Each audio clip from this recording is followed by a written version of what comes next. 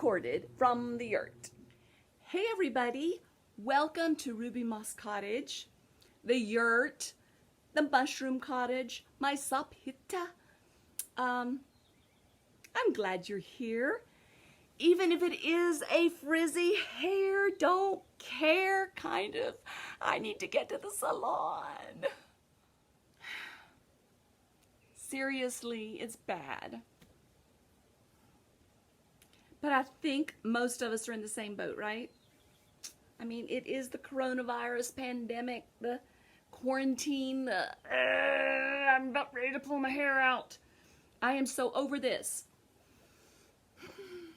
But I understand.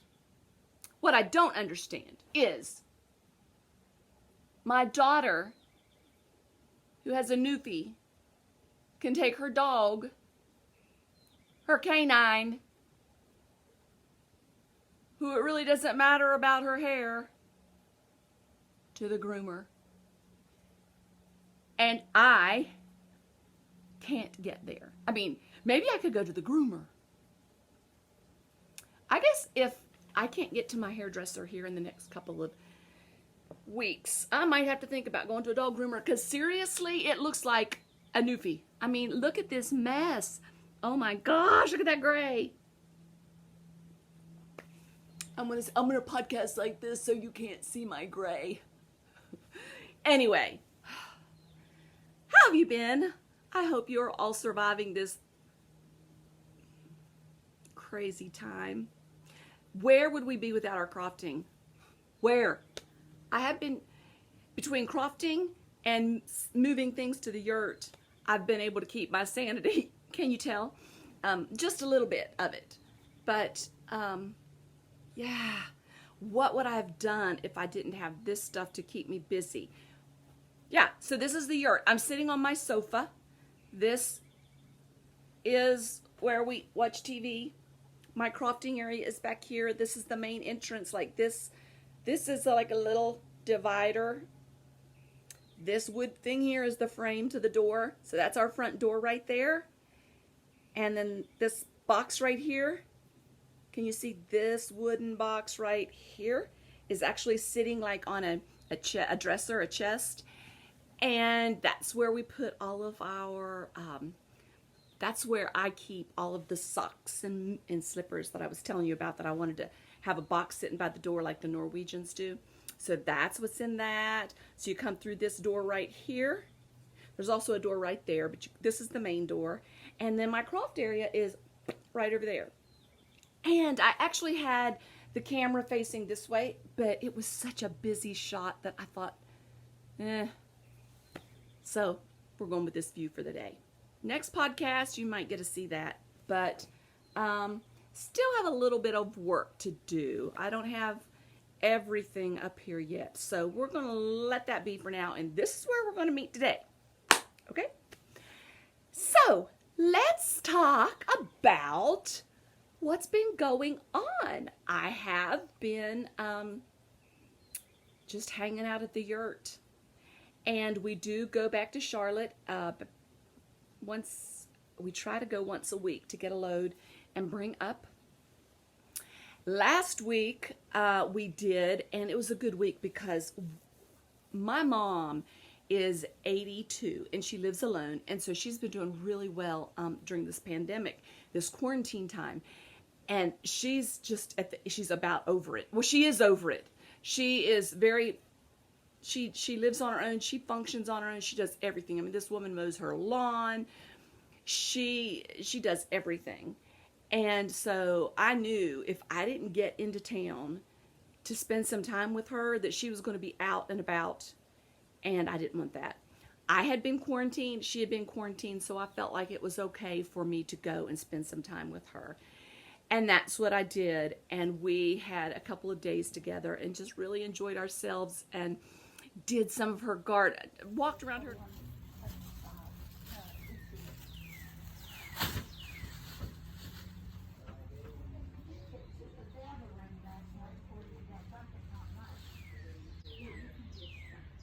It won't hurt them, just I don't care. It doesn't matter. They'll spread out again all of them. Come down here.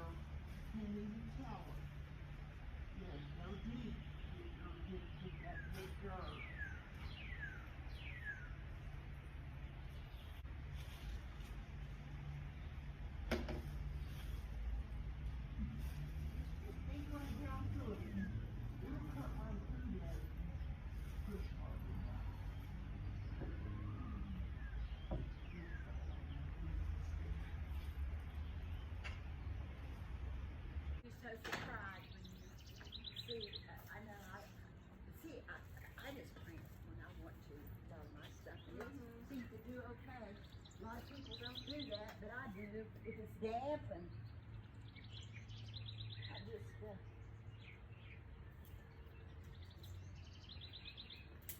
I know I'll cut up a lot of this stuff and it'll look better. There's no hurry to mow yet because it don't look bad. Just finally getting my stuff around my tree that it ought to be pretty next year. Oh, I just love to walk around and look how my buds all, they're just spreading out, be pretty. Had a great visit. But yeah, that's about all that's been going on. There's nothing else. I've been doing a little bit of gardening because I dug some stuff up from her house and brought it here. And so I put that in. And we've just been hanging out here, cooking here, grilling. We do have internet now and we do have cable now. We did it for several weeks. But we are slowly but surely getting some semblance of real living. I love the yurt life. We are just living the slow life. We go down to the stream. I know you've seen gobs of pictures of that. We go down there and we get rocks and we bring them up here and we're making pathways. Just really having fun. I don't even know if fun would be the right word. It's just so relaxing and so enjoyable because it's not like we're doing anything. So it's not like, oh, this is fun. It's just a respite and we're just breathing deep.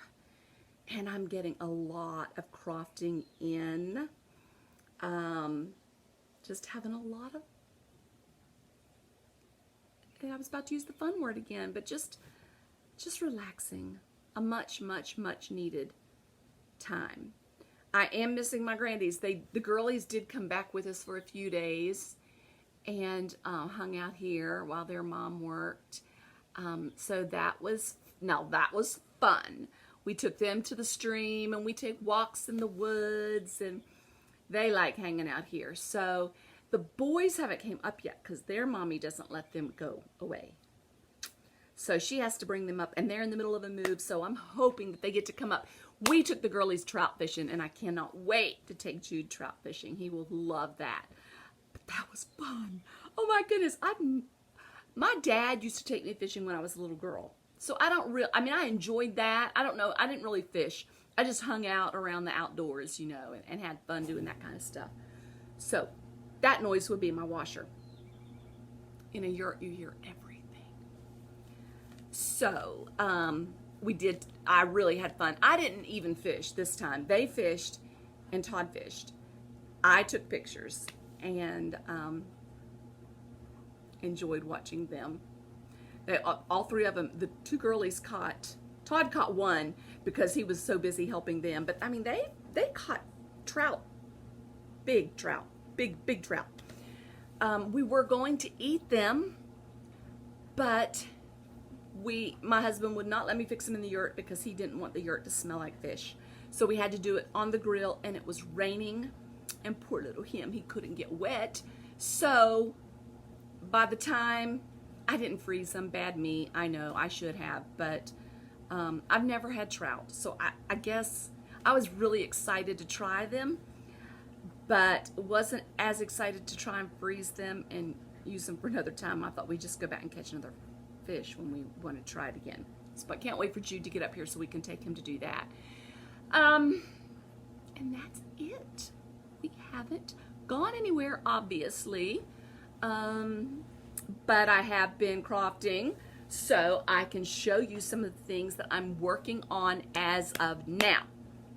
One of the big things, and if you follow me on Instagram, you will know that I am hosting or co-hosting along with Rachel from Treehouse Knits, Paige from Paige the Framer, Marta from Martushka Knits, and Ency from Ency Austin Knits.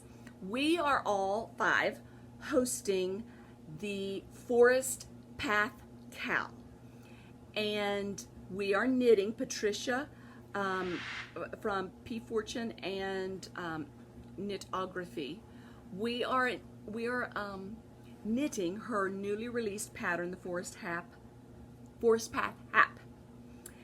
And this is mine. Now it's on 24-inch cables, so you're not going to get to see a good shot of it. But I've gone through the forests, down the forest path, and am well, no, here. This is the trees. So this would be it, right side up.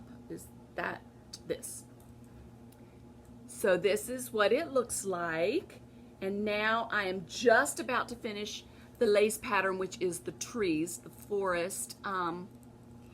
There is one of the trees, and the trees are really big. I'm not gonna be able to get there. So I have one more row to do of that. Then I think I have maybe some more moss, and then I'm almost finished. But I don't think that had happened. And look at my stitch markers. Seriously now. I told my sister I was traveling to Charlotte, and I had got to the lace part and needed to put these on, and I had no stitch markers with me. I took a picture of what I was using for my sister, and I said, someone needs to take my knitting needles from me, because it is an absolute shame that I have no stitch markers. I mean, I need to be, my knitting license needs to be revoked. But you got to do what you got to do, and I wanted to knit, so I just got some yarn and used them as stitch markers. And I've been back, and do you think I've replaced them? No, you would have thought I would have, but so that's what all that scrappy looking stuff is. Now, about this, we have some amazing prizes. This started April 1st, and it's not going to be over till May 31st, so you still have time. It's a very fast, very intuitive knit. We have some amazing prizes to give out. Birdie and Bop is giving bags. Who else? Oh gosh, there's such a long line of makers that are donating. Patterns by Stone Knits, which if you've seen any of her patterns, you want. Patterns by Camabornia, Sofia, her patterns. I think Jeanette Budge is donating patterns. Marina from Marina Skua is donating yarn, I think, or maybe it's patterns. Because of the price of shipping, we really was wanting to stick to patterns or stuff that wouldn't cost so much to ship. But we do have some bag makers.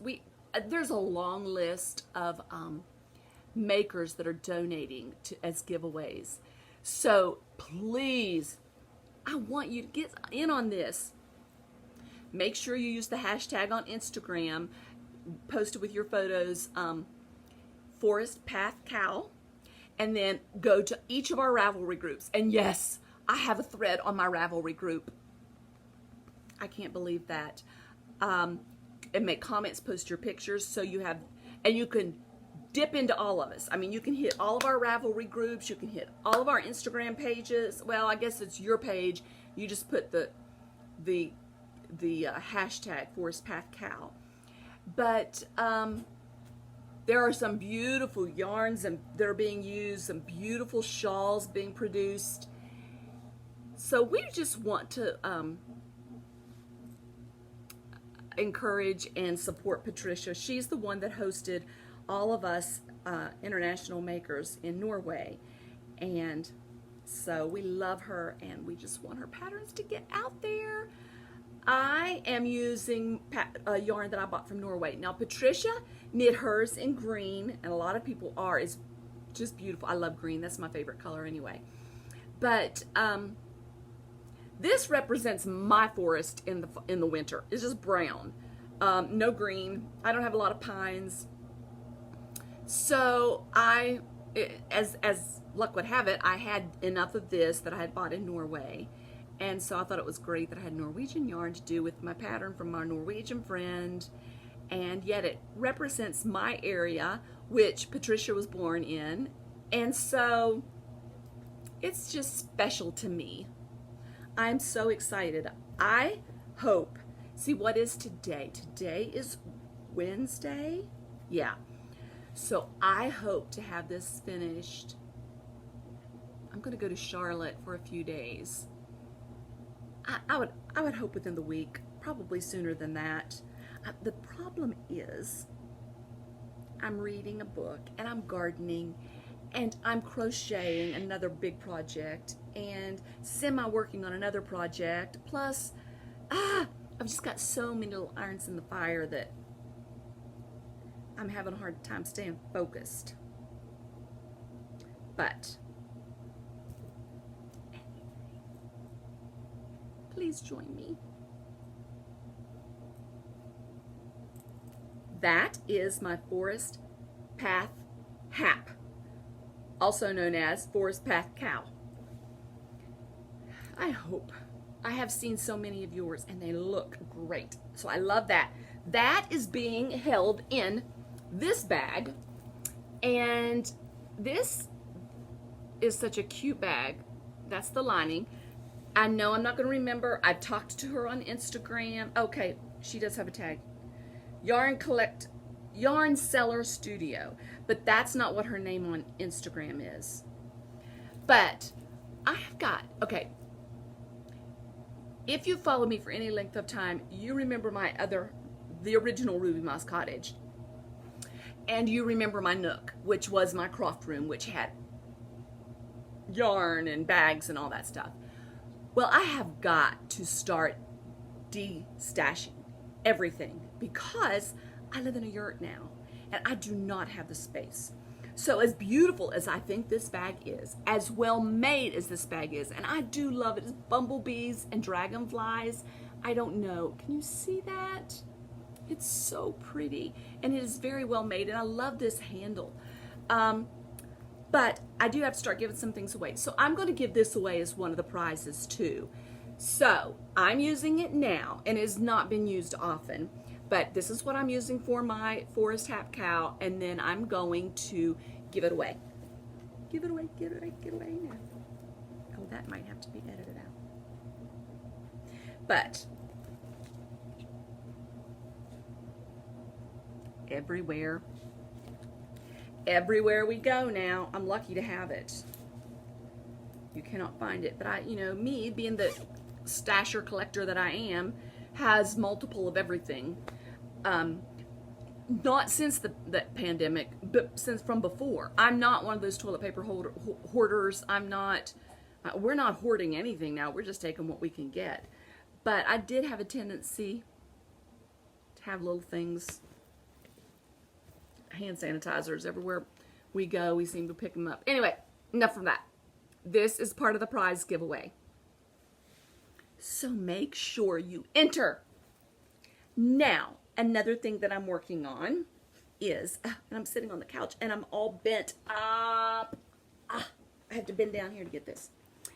I think I had started this when I podcast last. It's the Skmning Shawl by Sofia of California. I don't remember where I was. I'm guessing that since my progress keeper is right here, that's where I was. So I have, no, it would be this much. I've knit from here down to here since then. I don't know where I am in the pattern because I have not picked this up in a while. But, oh, I love this. I love the feel of it. I love the squishiness of it. Isn't that pretty? It's gray and white, and then I think I showed you this is going to be the lace border to it. So I'm working on this. And it is in my Cocoa Knits bag. These bags that you buy and then you just kind of put the straps on. I don't know if I love it. It's just like a hobo bag to me. I don't know what she's called it. I don't think that's a bento bag. It's not.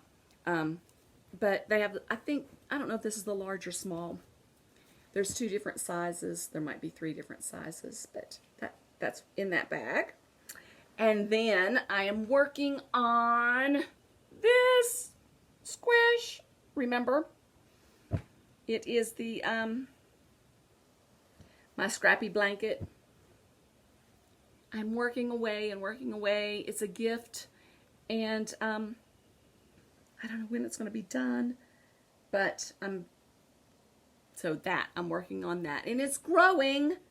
I've moved the stitch marker from the progress keeper from when I last podcast, because I'm doing the 21-day crochet challenge with Marta knits and a gazillion others, and so I moved my little mushroom cottage up to here to show my progress from the time that 21-day challenge started. And this is the little crochet house. I don't know if that's even going to show up. It's a mushroom cottage. See? Crochet house. What was I talking? Little progress keeper's a mushroom cottage, which is where I live now. That's all that's in my bags, but let me show you what is out of my bags. And I feel like I'm twisted here because I am twisted here. I'm sitting sideways on the sofa. Bear with me. Okay. I just finished these. Oh, it's been a week or so ago, but they're called, let me look, the Saltwater House Socks by Christine Mills. And these are house socks that are going to go in that box right there. But they're just slouchy house socks. And they're very comfortable. And they're in my Sock Blockers by Patricia Fortune. The same one, the same maker of the shawl, designer of the shawl. She makes these from her own forest. Aren't they adorable? I have these and the mitten blockers. If you don't have, you need to get. It's time to treat them. But yeah, these are perfect. They're big and slouchy and comfortable. I had to take them out of the dirty clothes. That's why they're just so nasty looking. But I love them. They're fun to knit, easy to knit, and I want to make several more pair. But there's another pattern that I saw on Instagram that I'm going to start a pair of those too, because I want to have quite a selection of that. And then out of my bags is the little mini Croft house, which I really want to knit a whole village of these. But see, that's the back and the front.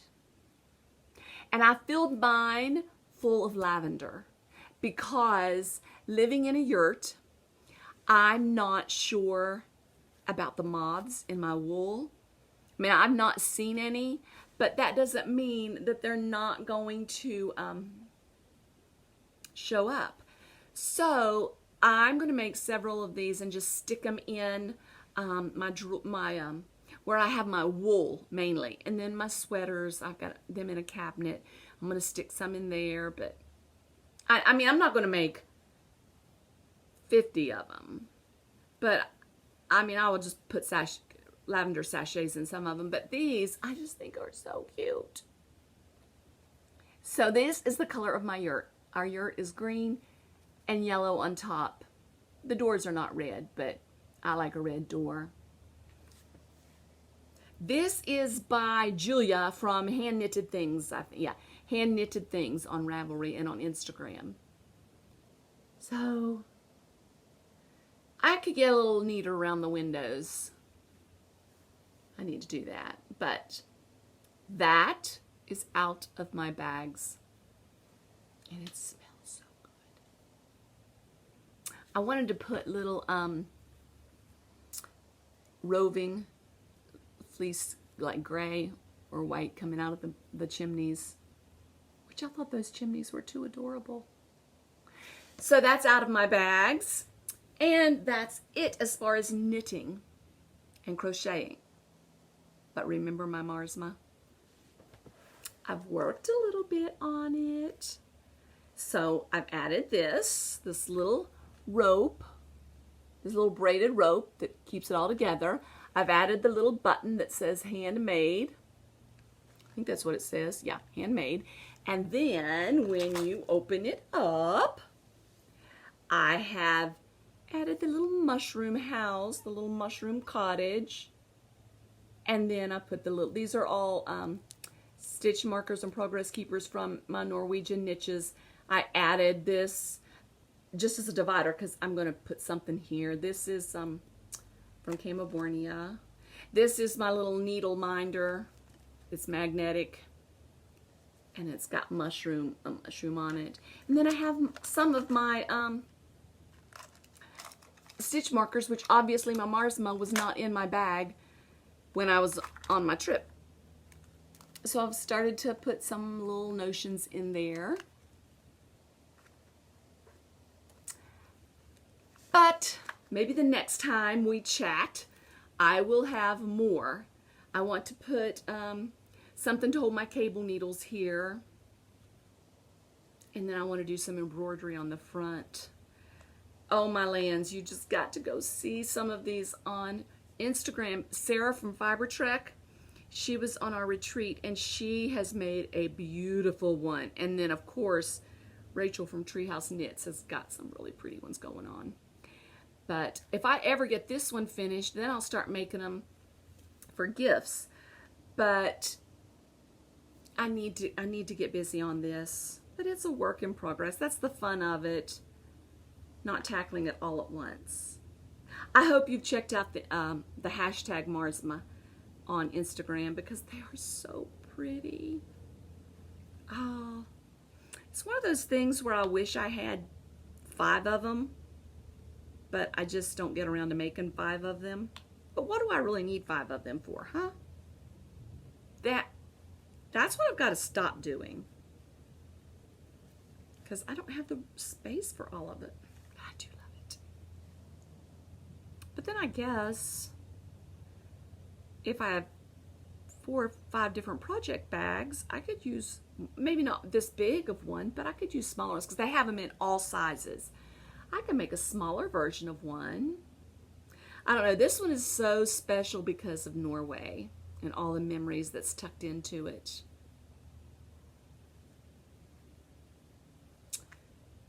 Okay. I'm trying to look around me here to see if that's all I have as far as knitting. And I think it is. I don't have a lot to talk about this time, but I just thought I would hop on here so we could say, hey, my husband went, he went to go run some errands. He wanted me to come, and I'm like, You know what? I didn't tell him this, but I'll tell you this. When you live in a yurt, you never get away from each other, ever. Because even when you're outside, you hear everything. Everything. So when he said he was going, he's going to the grocery store, and I'm like, I told him I had a headache and I was going to stay here. I did have a headache. But then I ate lunch and I felt better. But that's going to be our secret. Book bag. What is in my book bag? Okay. I guess I should say out of my book bag is this, Winter Solstice by Rosamunde Pilcher. Okay, this is the second book of hers that I've read. My first one was the Shell Seekers. I think that was the name of it. Let me make sure before. Yeah, the Shell Seekers. Love that book. This one I like, but I felt like it took a long time for her to develop the characters. Like a long time. Almost halfway. And so once the characters were developed and they all started coming together, I appreciated the book more. I felt like there were some characters that were mentioned that, I don't know, not a big role was played in the main part of the book. Hold on for a second. I might have to edit this out, but I have got to stretch the legs. Okay. But if you're a Rosamunde Pilcher lover, which I've only read 2, but I do love her. She is one of my favorites. I want to read all of hers. I feel like of the 2 I've read, there's just a warmth and a coziness about the books and a connection to people that she appreciates that I want to have all of her books. So I would suggest this. However, I'm just going to warn you, it starts slow. and then it picks up and it's enjoyable, and then you don't want it to end. Now I'm reading a biography about Elizabeth Lawrence, who is a gardener. And if you know anything about Southern gardening or gardening, you've probably heard of Elizabeth Lawrence. She ended up in Charlotte. So, I've toured her gardens, and I'm reading this book, No One Gardens Alone. And it is good. I enjoy reading about people's lives who are real people that have interest to me, like gardening. It's the same with a knitter. I would enjoy that, or especially when there's local connections, like I lived in her town. But that's what I'm reading now, and it may not even appeal to you. If you're a gardener, I think you would enjoy it. If you're from the South, I think you would enjoy it. And if you like biographies, you would enjoy it. So that's what I'm reading. I was going to start a girl... let me see if I can reach it.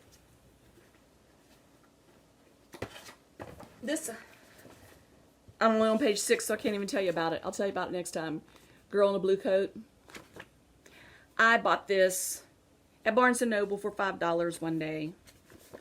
And it was on my list of stuff I wanted to read anyway, so I'm just starting it.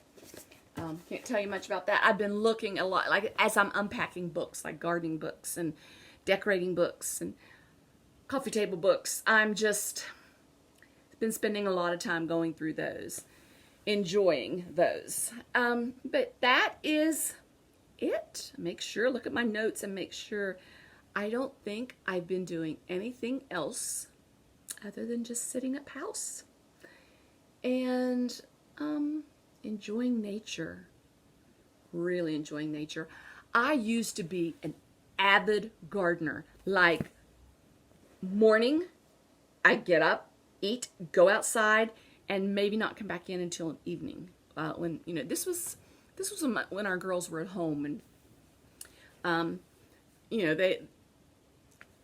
they were old enough. They were high school age, junior high age, didn't require a lot, but they would be gone like to school. I'd be out gardening.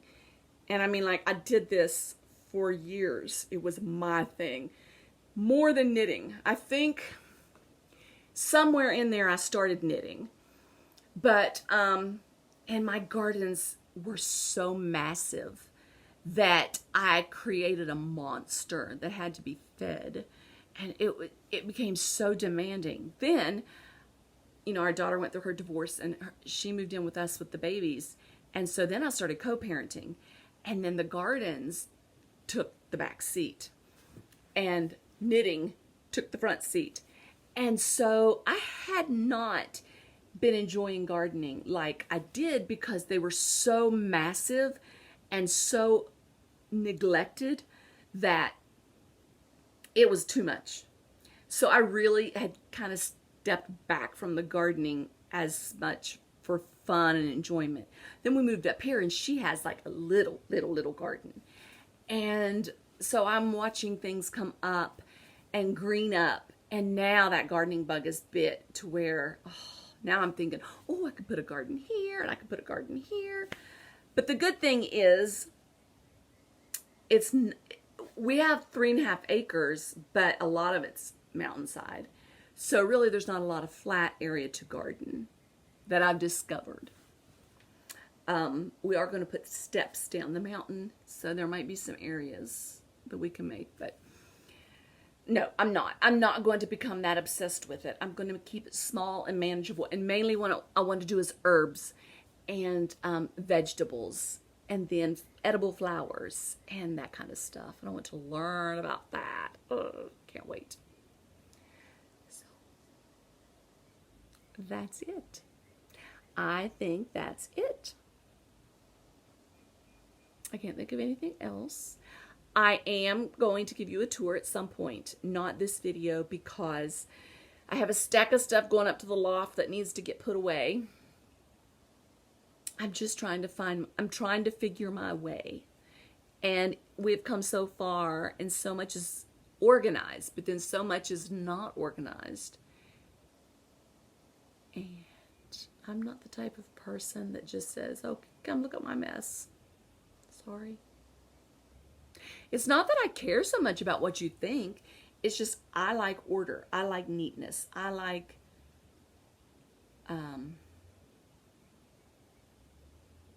clean goes without saying.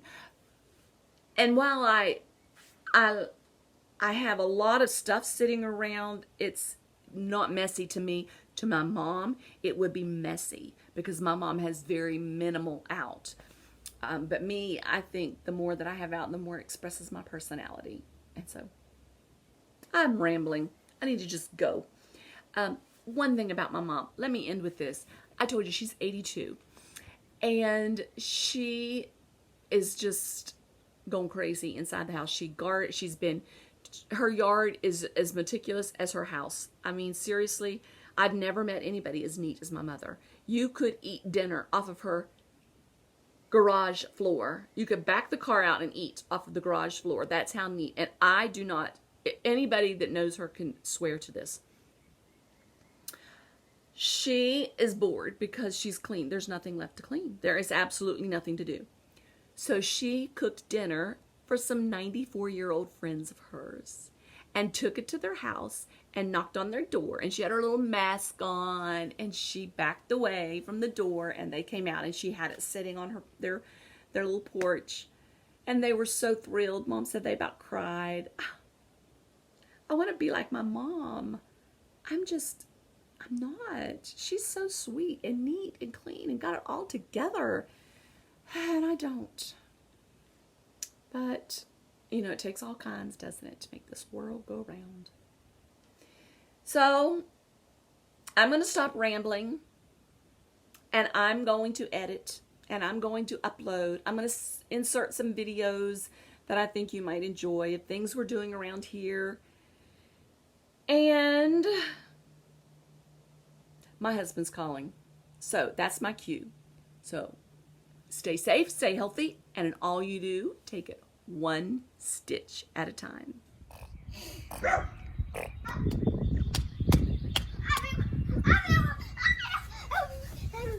He don't like walking in that.